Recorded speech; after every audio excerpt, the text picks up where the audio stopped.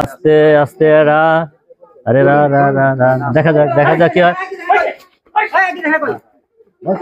আস্তে আস্তে আস্তে আস্তে সাপের বাচ্চা দেখি।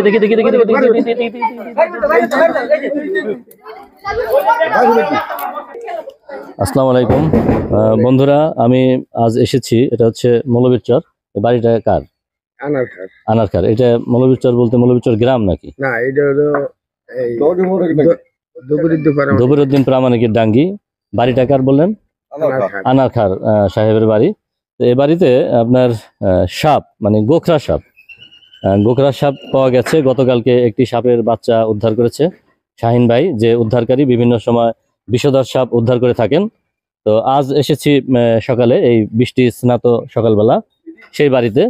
আপনারা আমাদের সাথে থাকবেন, পরবর্তীতে সাপ উদ্ধার এবং সর্বশেষ সাপ উদ্ধার কিভাবে উদ্ধার করা হয় এবং সেই সর্বশেষ পর্যন্ত আপনাদের দেখাবো। আপনারা আমাদের সাথেই থাকবেন। যেখানে আসছিলাম দেখেন আপনার আরেকটা কিন্তু গোখরা সাপের বাচ্চা অলরেডি ধরে নিয়ে আসছে। হ্যাঁ, তাহলে বোঝা যাচ্ছে যেখানে আসলে কত গোখরা সাপের বাচ্চা আছে। সাইদুর ভাই ধরে নিয়ে আসছে। দেখা যাক কয়টা গোখরা সাপের বাচ্চা উদ্ধার হয় এখান থেকে। আজকে আমরা সর্বশেষ পর্যন্ত দেখাবো আপনাদের যে কতগুলো গোখরা সাপ এখান থেকে পাওয়া যায়। এখানে ইতিমধ্যে উৎসুক জনতা যারা রয়েছেন তারা এখানে ভিড় করছেন। ঘর এবং বিভিন্ন জায়গা থেকে বের হচ্ছে সাপ, ঘরের বিভিন্ন স্থান থেকে সাপ বের হচ্ছে। পিছনে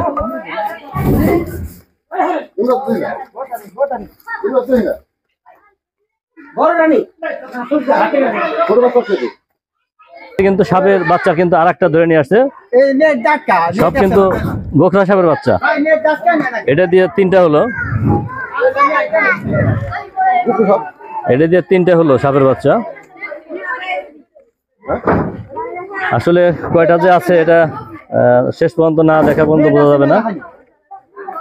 এটা কিন্তু আপনার এটা গর্ত পাওয়া গেছে আর কি, ঘরের মেঝেতে একটা গর্ত পাওয়া গেছে। ধারণা করা হচ্ছে হয়তো বা এটার ভিতরে থাকতে পারে। দেখা যাক, শাহিন ভাই চেষ্টা করছে আর কি। গর্তটা এক দিকে এক একটা গর্ত গেছে গভীরে, চেষ্টা করা হচ্ছে আর কি। দেখা যাক কি হয়।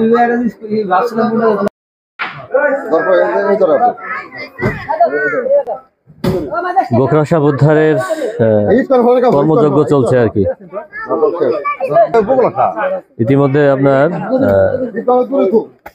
ইতিমধ্যে তিনটি সাপ উদ্ধার করা হয়েছে, সাপের বাচ্চা। মানে অভিযান চলছে আর কি। দেখা যাক কি হয়।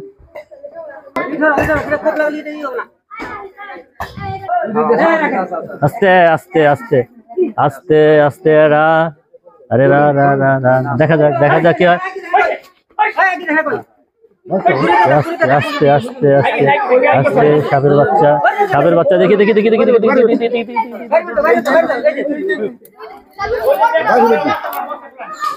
এই ধরছে। এটা দিয়ে চারটে হলো। এই বস্তা খুলেন। এটা দিয়ে চারটা সাপের বাচ্চা। সাধারণত আসলে নিজে তো গর্ত করতে পারে না। ইঁদুরের যে গর্ত থাকে, ইঁদুরের গর্তেই সাপের বসবাস থাকে।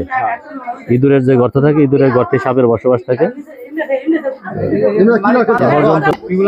মাটি খোদার উপকরণ চলে আসছে, কোদাল চলে আসছে আমাদের।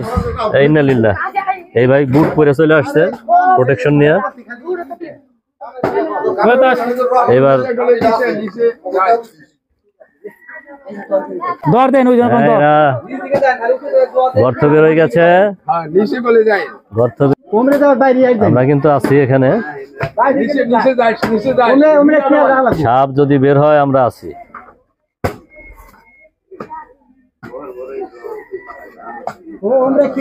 সাপ উদ্ধার করবে শাহিন ভাই, কিন্তু দৌড়ের আগে আমি।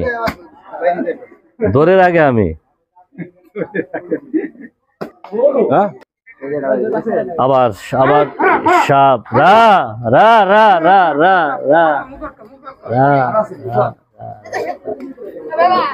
শাহিন ভাই, সাপ কই যায়? হ্যাঁ, বস্তা ওই যে পিছনে বস্তা। এই যে 5 নম্বর, কিন্তু 5 নম্বর সাপ। 5 নম্বর সাপ বস্তায় যাচ্ছে। 5 নম্বর গেল। ওই যা রো রা রা কই যাস রা। 6 নম্বর 6 6 6 6 আরো আছে, দেখতে থাকেন। 6 নম্বর আস্তে আস্তে আস্তে, ওই যে ওইটার ভিতরে ওই জায়গায় আছে, যারা ঢুকছে ভাই। এই যে এই যে মাথা, না এই যে মাথা, এই যে মাথা, এই যে মাথা, এই যে মাথা।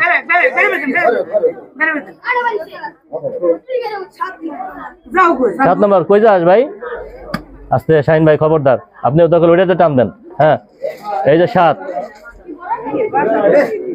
নম্বর পড়ে গেছে, পড়ে গেছে। হ্যাঁ যে সুন্দর জিনিস দিছি শাহিন ভাই রে। এখন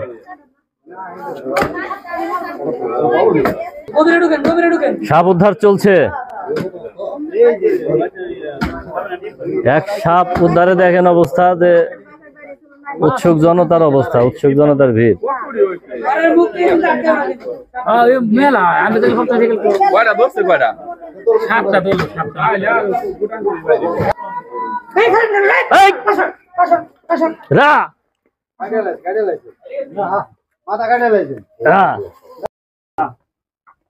বাইরে বাইরে বাসা পাওয়া গেছে, বাসা পাইছে। সাপ উদ্ধারে ব্যাপক কাজ চলছে আর কি। বড় বড় গর্ত পাওয়া যাচ্ছে, মাটি সরানো চলছে, যে কোনো সময় হয়তো বড় সাপটা বেরোবে। ছোট ছোট সাপ, ছোট অলরেডি 7টা সাপ ধরা পড়ছে, ছোট 7টা সাপ ধরা পড়ছে।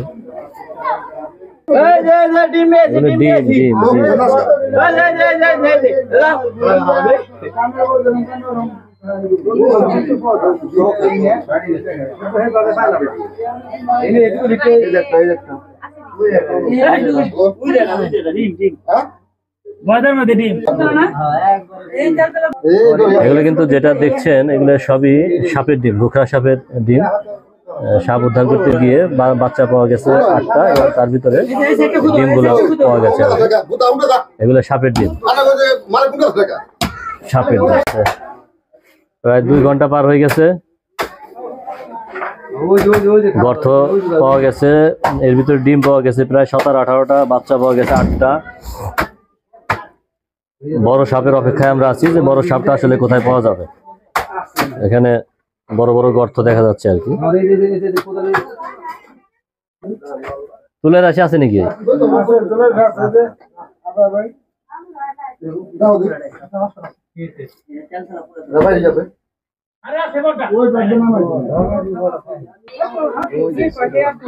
আস্তে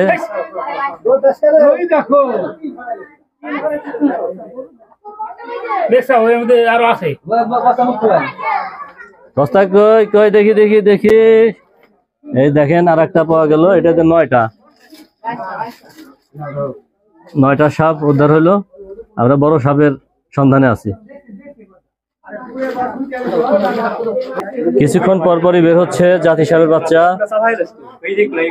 আমরা বড় সাপটা কোথায় আছে, বড় সাপের সন্ধানে আছি।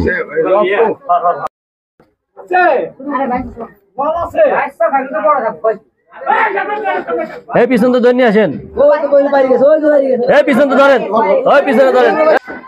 পাওয়া গেছে। এই হলো 10 নম্বর, 10 নম্বর শাহিন ভাই ধরতো, 10 নম্বর সাপ। হ্যাঁ রাখেন রেকর্ড। 10 নম্বর সাপ উদ্ধার হলো, 10 নম্বর সাপ, 10 নম্বর বাচ্চা, 10টা বাচ্চা। হচ্ছে আপনার এই তো গোখরা সাপ যেগুলো ধরছে শাহিন ভাই, আপনার 10টা বাচ্চা, বড়টা আমরা পাইনি। এগুলো সব ছোট ছোট বাচ্চা, ছোট বাচ্চা, সেটা পাওয়া যায় নাই। আপনার এখানে 10টা সাপ, 10টা গোখরা সাপ উদ্ধার হয়েছে।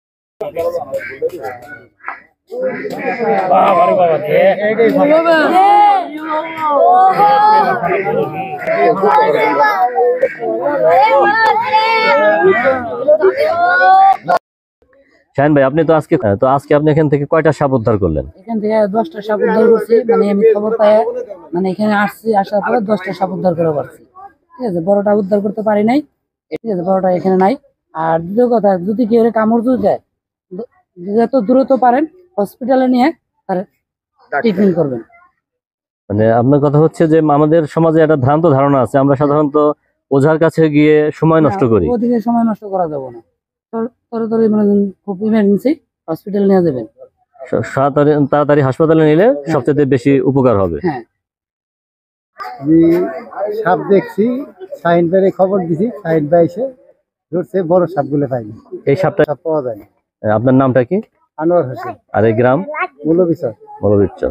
দৌড়তে পারেন একটা ডাঙ্গি। জি। যদি সাপে কেউ কামড় দেয় বা ওঝার কাছে না যায়, আপনি ডাক্তারের কাছে যান। ডাক্তারের কাছে যাবেন, কারণ আমরা যতটুকু জানি যে 90 মিনিটের ভিতরে যদি কোনো মানুষ হাসপাতালে শরণাপন্ন হয়, আল্লাহ যদি হায়াতে বাঁচায় রাখে, তাহলে সেই লোক সুস্থ হওয়ার সম্ভাবনা আছে। আমরা 90 মিনিট না, আমরা যত দ্রুত সম্ভব তত দ্রুত সাপে কামড়ালে সেই রোগীকে হাসপাতালে নিব। হাসপাতালে যাই।